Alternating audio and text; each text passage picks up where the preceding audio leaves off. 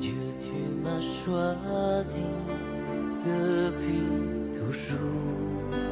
Dieu, tu m'as béni et appelé avant ma naissance. Tu me tissais dans le silence. Dieu éternel, je sais que tu m'aimes. Tu es mon Père, je suis ton enfant. Dieu éternel, je sais que tu m'aimes.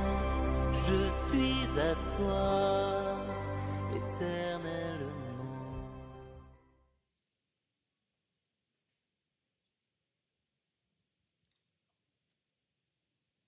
Je ne sais pas si vous vous rappelez, mais il y a 3 semaines, 1 mois environ, on a parlé de la liberté. Vous vous rappelez de ça? On a parlé de la liberté, que finalement, on a conscience d'être libre que devant une contrainte extérieure, avec l'exemple de Daniel. Vous vous rappelez de ça? Bon. Ah ben maintenant, je voudrais vous dire quelque chose. La liberté est un pur fantasme. C'est une pure illusion. Je vais m'expliquer, je vais vous donner un exemple.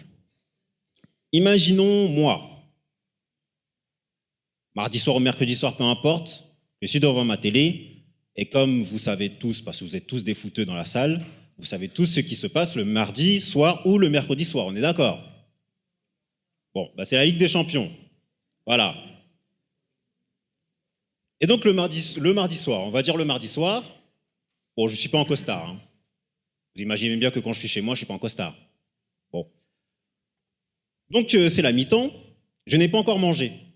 OK? Et puis, je vois la pub de Domino's Pizza. Tiens, je me dis, j'ai pas mangé, ça me donne envie, je vais me prendre une pizza. Oui, mais alors ça veut dire quoi? Ça veut dire que si je n'avais pas vu cette pub de pizza, et qu'à la place j'avais vu une pub sur des pâtes, eh ben j'aurais eu envie de manger des pâtes. Tout ça pour vous dire quelque chose. C'est ce que Spinoza disait. Qui connaît Spinoza ici? Connaît pas Spinoza? Connaît Spinoza. Bon, alors je vais résumer rapidement qui c'était.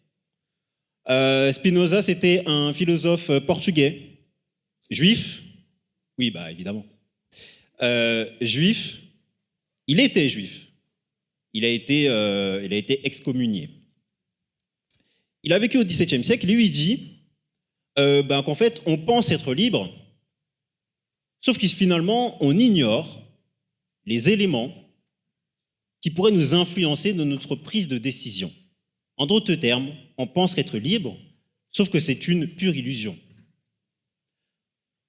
Oui, mais alors si on prolonge la pensée de Spinoza, ça veut dire que là, vous tous là, moi y compris, nous sommes à l'église. Est-ce que nous sommes à l'église par conviction? Ou est-ce que nous sommes à l'église parce qu'on nous a toujours dit d'aller à l'église? Vous voyez ou non? Si, je ne sais pas moi, il y a des jeunes ici, j'en vois quelques-unes là-bas. Si ces jeunes-là viennent à l'église, est-ce que c'est par conviction? Ou est-ce que c'est parce que papa, maman m'a contraint à aller à l'église? Et pour aller encore plus loin, si on m'appelle pour avoir un poste à l'église et que je dis oui, est-ce que c'est par conviction que je peux faire un bon travail? Ou parce qu'on m'a toujours enseigné qu'il faut toujours travailler pour l'église, peu importe le poste en question. Et si moi-même je suis pasteur aujourd'hui, si moi je suis pasteur, est-ce que c'est par conviction ou parce que j'ai grandi dans un environnement familial qui m'a influencé à avoir non seulement une relation avec Dieu, mais en plus de ça, à travailler pour l'Église? Voyez ou non? Donc, si on prolonge encore la pensée, on pourrait se dire que, en fait, on n'est jamais libre. On est toujours influencé par quelque chose qu'on nous a dit ou qu'on nous a fait comprendre depuis notre plus jeune âge. Donc, on n'est pas vraiment libre. Alors, Spinoza dirait que c'est peut-être vrai, mais on peut quand même accéder à la liberté. Comment ? En prenant conscience des choses qui pourraient nous influencer dans nos prises de décision. Ça veut dire quoi ? Ça veut dire que si je comprends ce qui me pousse à prendre telle ou telle décision, c'est à ce moment-là que je peux agir, soit selon cette influence-là, ou soit prendre un chemin tout à fait inverse. Mais pour ça, il faut que je comprenne les éléments qui pourraient m'influencer, que ce soit l'environnement familial, l'environnement social, la religion, peu importe. Voyez ou non ? Alors, dans la Bible, il y a quelqu'un. On pourrait dire qu'il a été influencé dès son plus jeune âge à travailler pour Dieu. Sauf que c'était beaucoup plus compliqué que ça en a l'air. Jérémie était un prophète qui a vécu environ en 700 avant Jésus-Christ. Et c'est un prophète qui provient de Juda. Alors, quand on regarde ce que Johan nous a lu, on pourrait dire que finalement, Jérémie, c'était logique qu'il devienne prophète, ou du moins, c'était logique qu'il travaille pour Dieu, parce qu'il provient d'une famille de prêtres, parce que son père était prêtre.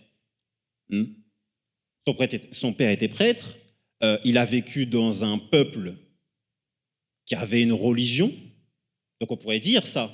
On pourrait dire que finalement, Jérémie a été influencé à être ce qu'il est devenu. Voyez ou non ?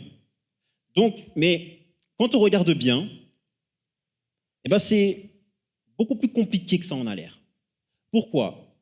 Parce que Jérémie, il provient du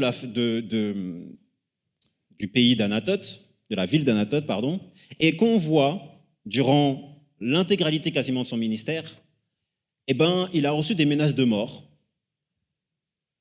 de la part de sa famille, de la part de son peuple.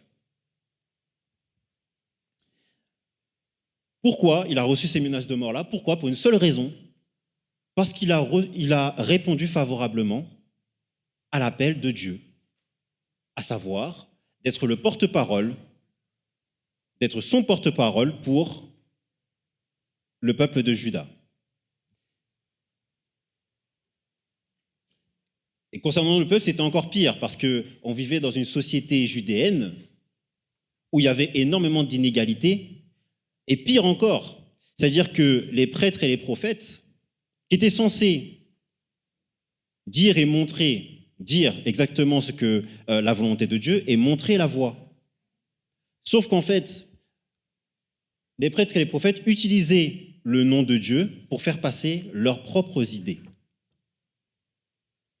Voyez ou non ? Ils utilisaient le nom de Dieu pour faire passer leurs propres idées pour une seule raison, pour se faire bien voir par le peuple.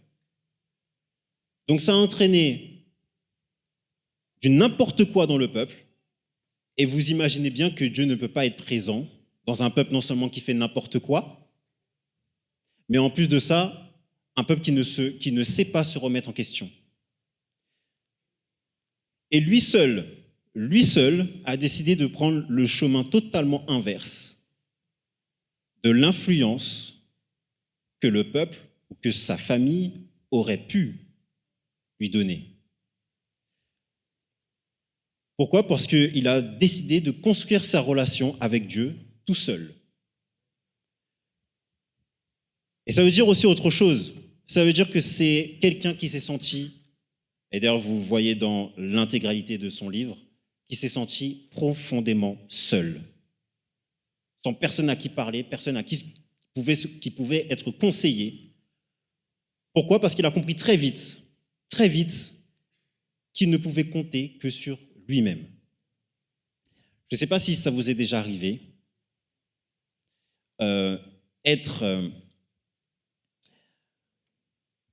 se sentir profondément seul, bien qu'être physiquement accompagné. Pour moi, c'est le non-sens le plus absolu des relations humaines. Être là, présent avec les gens, et se sentir profondément seul. Pourquoi? Parce qu'en fait, les personnes qui sont censées nous accompagner, les personnes qui sont censées partager les mêmes convictions que nous, la même éthique que nous, eh bien, ce n'est tout simplement pas le cas. Alors, je peux avoir des schémas de pensée avec des personnes qui, d'ailleurs, sont censées partager la même foi que moi, sauf qu'en fait, je me sens profondément incompris.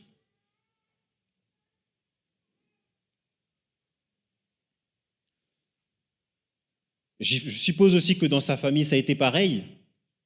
Imaginez Jérémie dans des repas de famille, à entendre ses frères, sœurs, cousins, cousines, tontons, tatis, peu importe, en train de parler de je ne sais quelle chose, et puis lui, rester là, faire semblant de rire, faire semblant d'être d'accord avec les gens, sauf qu'au fond de lui, il n'en est rien. Je parle à quelqu'un ou pas? Se sentir profondément seul. Alors lui-même, il s'est dit que de toute façon, probablement qu'il s'est dit que de toute façon, les personnes qui sont auprès de moi ne sont pas capables de répondre à mes questions et ne seront jamais capables de répondre à mes questions, donc je vais aller chercher par mes propres moyens. Donc je vais construire ma relation avec Dieu tout seul. Et c'est à ce moment-là que le Seigneur va lui dire, au verset 4, la parole du Seigneur me parvint, « Avant que je te façonne dans le ventre de ta mère, je t'avais distingué. Avant que tu ne sortes de son sein, je t'avais consacré, je t'avais fait prophète pour les nations. » Alors, ce sont de très belles phrases, hein, qu'on a l'habitude d'ailleurs de dire aux gens pour leur faire comprendre que la vie a du sens ici, que nous sommes destinés à faire quelque chose de grand. Oui, mais alors quand on prend les choses à la lettre, on pourrait se dire qu'en fait, finalement, nous sommes prédestinés à être ce que nous devons être. En d'autres termes, nous ne sommes pas si libres que ça, puisque tout est déjà tracé. Vous suivez ou non? Tout est déjà tracé, donc finalement, je n'ai pas le choix. Je n'ai pas vraiment le choix d'accepter ce que le Seigneur a placé sur mon chemin. Oui, mais alors, la réalité est encore une fois ici un peu plus complexe que ça en a l'air. Pourquoi? Parce que finalement, la personne qui me révèle ce que je suis au fond de moi, c'est forcément l'autre. Ça ne peut pas être moi-même. C'est autrui qui est le miroir de la personne que je suis vraiment. Et ça peut être tout à fait déroutant, mais aussi salvateur. Parce que finalement, si je suis dans la situation de Jérémie, je me dis que c'est ma relation avec Dieu qui est le miroir de la personne que je suis vraiment. C'est ma relation avec Dieu qui me montre finalement la personne que je peux être si j'accepte de cheminer avec Dieu. C'est Dieu et Dieu tout seul qui me le montre, ça. Et ça demande une relation un peu plus vraie, un peu plus profonde, un peu plus authentique, qui me permet de comprendre ce que le Seigneur a véritablement placé au fond de moi. C'est à ce moment-là que je comprends qui je suis réellement et la personne que je peux être. Et c'est à ce moment-là que Jérémie, comme n'importe qui, va faire comme tout le monde, à savoir se trouver d'excellentes excuses. À savoir, je ne peux pas y aller, je ne peux pas parler, je suis un enfant ou je suis trop jeune dans certaines versions. D'excellentes excuses d'ailleurs, parce que si on se met à la place de Jérémie, on pourrait se dire qu'il a raison. Je vous signale que la majorité à l'époque, c'était 30 ans, lui, il n'en avait que la vingtaine. Donc on pourrait se dire que finalement, oui, c'est vrai, t'es trop jeune. Et d'autres personnes pourraient nous dire aussi ça, la même chose. Bah oui, t'as raison, tu peux pas faire ça. Mais alors, combien de personnes, combien d'entre nous ont ressenti ce blocage, à savoir de se dire, je suis trop jeune, je suis trop vieux, je suis quelqu'un qui réfléchit trop, quelqu'un qui réfléchit pas assez, je suis trop enjoué, je suis trop introverti, je suis trop hypersensible, je suis trop.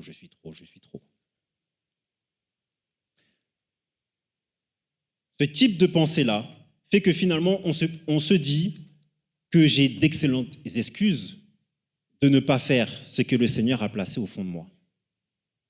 Parce que ce n'est pas possible.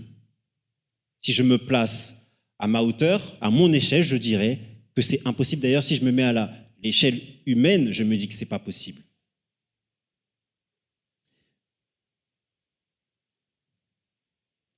Alors, je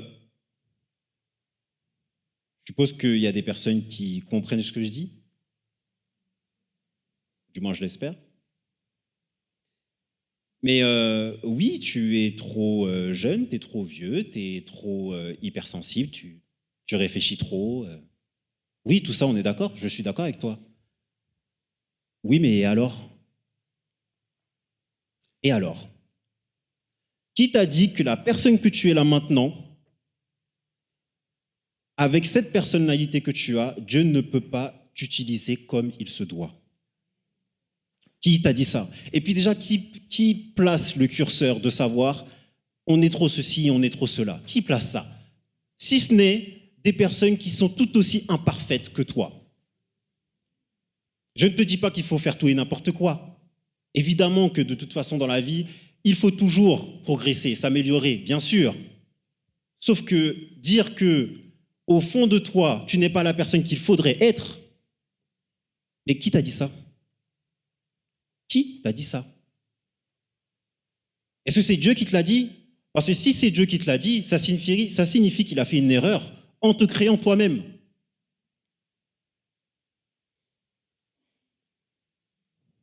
J'espère qu'il y a des personnes qui, ici, se disent qu'il n'y a pas eu d'erreur lorsque le Seigneur vous a placé ici, dans ce monde dans lequel nous vivons. Donc, qui place le curseur? Qui définit ce qui est la norme et ce qui ne devrait pas être la norme? Qui place ça? Qui dit que finalement, la personne que tu es là maintenant tout de suite, c'est pas possible que tu fasses ci, ça, ça et ça? Le diable. Ou bien même des personnes qui t'ont vu grandir et qui t'ont fait comprendre depuis un certain nombre d'années que tu ne peux pas être la personne que tu veux être. Ou du moins qu'on t'a toujours reproché le fait que tu es trop timide, tu es trop ceci, tu es trop cela, tu réfléchis trop, tu poses trop de questions. Et alors? Et alors?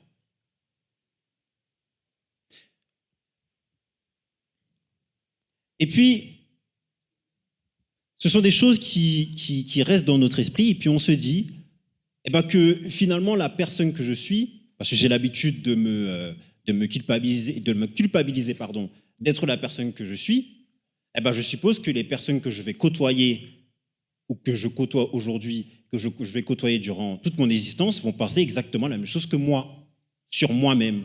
Mais la vérité, c'est que c'est faux. Et tu le sais très bien que c'est faux. Tu ne peux pas savoir la manière dont les gens te perçoivent. Ça t'en sait rien.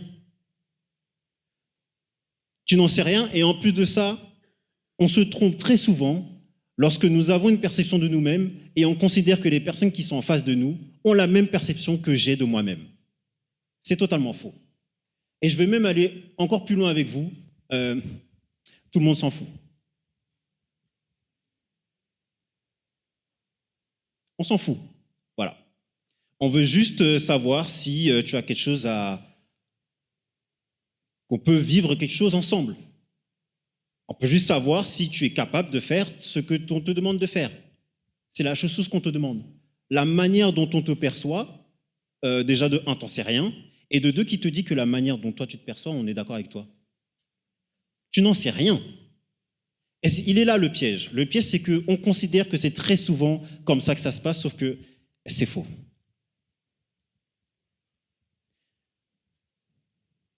Et le Seigneur va lui dire exactement la même chose, au verset 7. Mais le Seigneur me dit, ne dis pas je suis trop jeune, car tu iras vers tous ceux à qui je t'enverrai, et tu diras tout ce que je t'ordonnerai. N'aie pas peur d'eux, etc., etc. Il dit, ne dis pas que je suis trop jeune. Ça veut dire quoi? Ça veut dire que les excuses que tu te donnes à toi-même pour ne pas faire ce qu'il y a au fond de toi, tu peux trouver tout un tas d'excuses. Moi, je m'en fous. Parce que ce n'est pas ça qui compte pour moi. Ce qui compte pour moi, c'est est-ce qu'on est capable de faire un chemin ensemble ou pas? Moi, je m'en fiche que tu aies l'âge que tu as. Je m'en fiche que tu sois quelqu'un de plus réfléchi que les autres. Je m'en fiche que tu te poses un tas de questions, surtout. Je m'en fous de ça. C'est moi qui ai placé ça en toi. Et je te le révèle. Est-ce que tu es prêt ou pas? Est-ce que tu es prêt à faire ce chemin avec moi ou pas?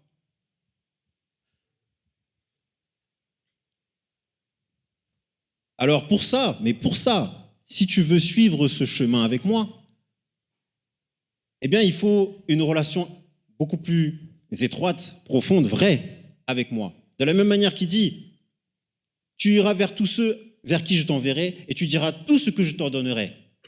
Ça veut dire quoi? Ça veut dire qu'il faut bien que je sois beaucoup plus proche de Dieu finalement pour faire ce qu'il demande de faire. Alors, lorsque le Seigneur va lui dire ça, il n'est pas en train de lui dire que tout sera tout beau, tout rose. C'est pas ça qu'il est en train de dire. D'ailleurs, il n'aurait pas dit, dans ce cas-là, il n'aurait pas dit « N'aie pas peur d'eux, je suis avec toi pour te délivrer ». Te délivrer de quoi? Ça veut bien dire ce que ça veut dire. Ça veut dire que dans ce que je vais te demander, des choses que j'ai placées en toi, si tu me dis oui, ne t'étonne pas qu'il y ait des problèmes, parce qu'il y en aura, que tu le veuilles ou non. Sauf que ce n'est pas parce que tu as une perception négative de toi-même que je ne vais pas t'accompagner. Ça ne veut pas dire que ce sera parce que c'est compliqué que je ne suis pas là. Alors oui, évidemment, comme je l'ai dit, il y aura des problèmes. Tu vas traverser la trahison, la honte, le mépris des autres. Bien sûr, mais même dans ça, je suis là. Même dans les moments les plus durs, je serai là. Alors tu vas te demander à un moment donné, si tu lui dis oui, tu vas te demander à un moment donné que finalement, ce que Dieu a placé en moi, peut-être que je me suis trompé. Parce que absolument rien ne se passe comme prévu. Bien sûr, et tu vas te poser cette question-là, tu vas te dire, est-ce que je me suis trompé?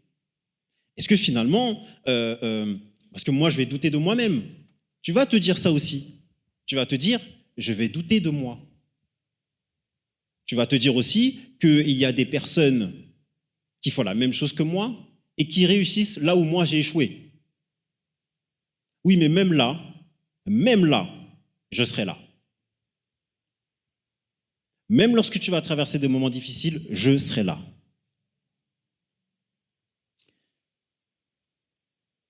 Et je m'apprête à conclure par une histoire. Bon, c'est la mienne. On va pas faire plus de suspense que ça.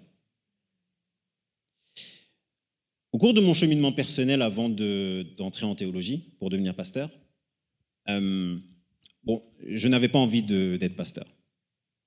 Donc si vous me voyez là, c'est purement parce que Dieu l'a voulu, parce que moi... Sauf que, au fur et à mesure de mon cheminement, Je dois accepter l'évidence. C'est évident, le Seigneur m'a appelé pour ça, je vais partir pour la théologie. Mais j'ai demandé à Dieu 2 choses. La première chose, c'est de rester avec la personne que je fréquentais à l'époque, à savoir ma femme aujourd'hui. La deuxième chose que je lui ai dit, c'est la deuxième condition, c'est que beaucoup de personnes me voient comme pasteur.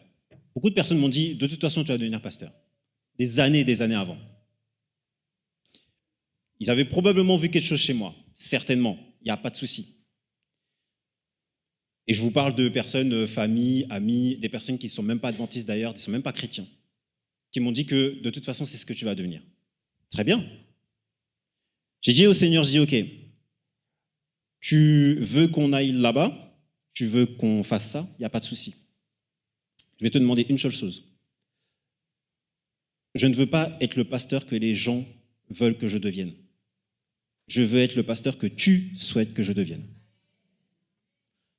Et quand j'ai dit ça, avant que vous dites Amen, parce que oui, c'est très bien, c'est très beau. Mais quand je dis ça, et que j'arrive en théologie, je passe 4 ans. Pendant ces 4 ans-là, je suis passé par des moments difficiles. Parce que c'est logique. Je suis passé par des moments difficiles. Je suis passé par des grosses traversées du désert, d'immenses traversées du désert. Et puis, j'ai songé à arrêter. Beaucoup de fois, j'ai songé à arrêter. Mais finalement, j'ai continué. J'arrive, je suis pasteur. Je traverse des choses que je ne vais pas vous dire là. Ce n'est pas le sujet, de toute façon, il est 11h42 déjà. Donc voilà. Je suis pasteur, je traverse des choses que normalement, en temps normal, je ne devrais pas vivre. En tant que jeune pasteur, tu ne dois pas vivre ce genre de choses, ce n'est pas possible. Il y a des choses que j'ai dû traverser. Plein de choses que vous ne pouvez même pas imaginer vous-même. Sauf que si je suis là maintenant, devant vous, c'est que finalement, j'ai toujours eu la conviction que le Seigneur était auprès de moi. Peu importe ce qui se passait, parce que j'avais un nombre incalculable d'excellentes raisons d'arrêter le ministère pastoral avant d'arriver ici. Bon, pas maintenant parce que vous êtes gentils, mais avant d'arriver ici. J'avais d'excellentes raisons pour arrêter le ministère pastoral. Mais si je suis ici, devant vous, c'est parce que j'ai eu la conviction que le Seigneur était auprès de moi. Alors, peut-être que ce que vous allez entreprendre dans vos vies, que ce soit à l'extérieur ou à l'église même, peu importe le poste que vous aurez, peu importe ce que vous allez faire, si vous acceptez ce que le Seigneur a placé dans votre cœur, je préfère vous prévenir, il y aura des moments difficiles. Je préfère d'ores et déjà vous prévenir de ça. Maintenant, vous allez subir un certain nombre de choses. Trahison, mépris, tout ce que vous voulez. Ok ? À l'église, ce sera certainement pire. Pourquoi ? Parce que tout est sous couvert de Jésus-Christ. On ne va pas se mentir. Tout est sous couvert de Jésus-Christ. Maintenant, ayant dit ça, si vous me racontez tous là votre histoire, il se pourrait qu'à la fin, je vous dise que vous avez raison d'abandonner. Vous avez raison d'être en colère, plein de choses. Vous avez raison aussi de vous dire, il n'y a pas d'amour dans l'Église. Vous avez raison de dire ça. Oui, mais ayant dit ça, a-t-on changé la situation ? Parce qu'on le veuille ou non, que tu te plaignes, que tu ne te plaignes pas, le problème sera toujours le même. Donc qu'est-ce qu'on fait ? On fait quoi ? On va où ? Quelle décision on prend ? Parce que si le Seigneur a placé quelque chose en toi, c'est probablement pour changer les choses. Que ce soit dans l'Église, que ce soit à l'extérieur de l'Église, que ce soit dans le monde entier. Si le Seigneur a placé quelque chose en toi, c'est probablement pour faire changer les choses. Alors tu peux te plaindre comme tu veux, et je suis d'accord avec toi. D'ailleurs, pour ma petite histoire, je n'ai pas eu besoin que tu me dises qu'il n'y a pas d'amour dans l'Église pour être conscient qu'il n'y a pas d'amour dans l'Église. Sauf qu'ayant dit ça, on n'a rien résolu du tout.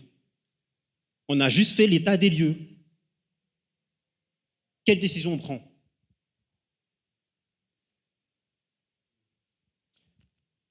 Parce que finalement, ce que le Seigneur a placé en moi, est-ce que je l'ai souvent refoulé, nié?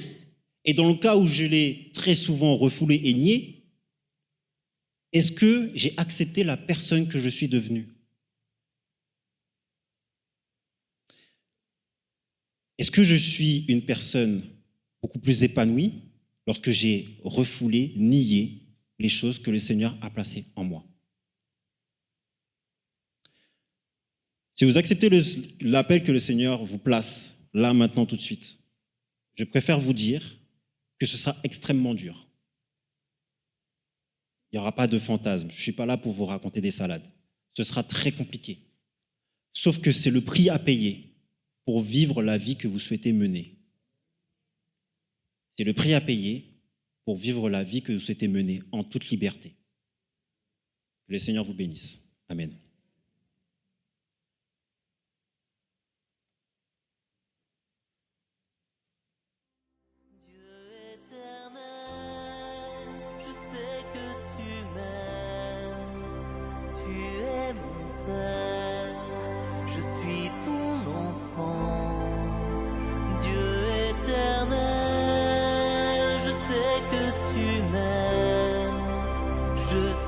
À toi, éternellement, où donc aller, loin de ton souffle, où m'enfuirai-je, loin de ta face, je monte aux cieux, mon Dieu, tu es là, dans les abîmes. Ta main est sur moi, Dieu éternel.